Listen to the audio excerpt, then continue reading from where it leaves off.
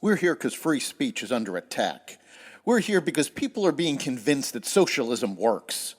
We're here because people are being judged guilty until proven innocent. We are fighting back with facts. This is not a safe zone, so buckle up, Buttercup. This is the raw, naked truth.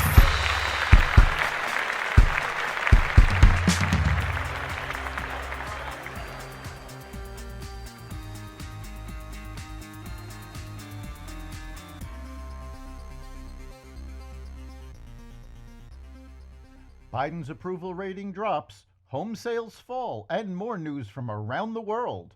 Welcome to the Raw Naked Truth. I'm your host, Eric Lopkin, and here's the news you need to know. President Joe Biden's public approval rating this month fell to its lowest level in almost 2 years, tying the lowest reading of his presidency in a warning sign for his re-election effort, according to a Reuters Ipsos poll.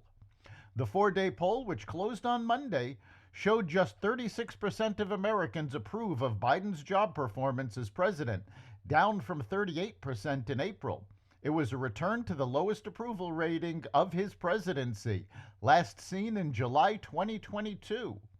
While this month's drop was within the poll's 3 percentage point margin of error, it could bode poorly for Biden as he faces off with Republican Donald Trump in the November 5th presidential election. Meanwhile, the Federal Reserve's annual report on the well-being of American households found that 65% of adults say that price increases meant their financial situation was worse in 2023 than in 2022. Home sales unexpectedly fell last month. People aren't buying houses. High interest rates coupled with high home prices led existing home sales to drop 1.9% in April from March. The sluggish sales during the usually busy home buying season come as the median price of a previously owned home rose by 5.7% from last year to $407,600, according to the National Association of Realtors. Although it was the second consecutive monthly decline, analysts weren't expecting it. Spain, Norway, and Ireland will recognize a Palestinian state. The 3 European countries announced the largely symbolic diplomatic moves yesterday as Israel continues to fight in Gaza, saying they hope to help bring about a two-state solution. Israel recalled its ambassadors from the countries in response, and Prime Minister Netanyahu called the recognition a reward for terrorism.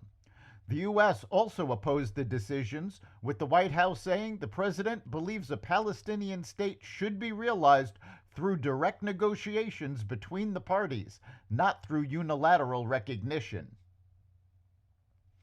China's military surrounded Taiwan on Thursday in a large-scale show of force that risks locking the two sides in a fresh cycle of escalation.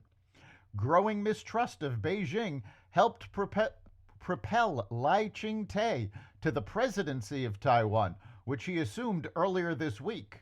The latest maneuvers only reinforced Beijing's commitment to using its military might to intimidate the island, even as doing so risks undermining its especially delicate ties to the U.S. The Eastern Theater Command of the People's Liberation Army announced 2 days of drills by Army, Navy, Air, and Rocket forces in areas encircling Taiwan Thursday. The show of force was intended to, quote, serve as a strong punishment for the separatist acts of Taiwan independence forces and a stern warning against the interference and provocation by external forces, unquote, said a spokesperson for the Chinese military, according to the official Xinhua news agency. U.S. and Ukrainian officials, as well as medics, soldiers, and international researchers, say Russia is increasingly using toxic gases on the battlefield. The U.S. announced sanctions earlier this month against Russian companies and government bodies involved in the creation and supply of chemical weapons used at the front, singling out chloropicrin. The chemical agent, sometimes used in pesticides, was weaponized during World War I and is banned for use in battle by the Chemical Weapons Convention, of which Russia is a signatory. Russian President Vladimir Putin has denied using chemical weapons, which are a violation of the Geneva Convention. That's the Raw Naked Truth.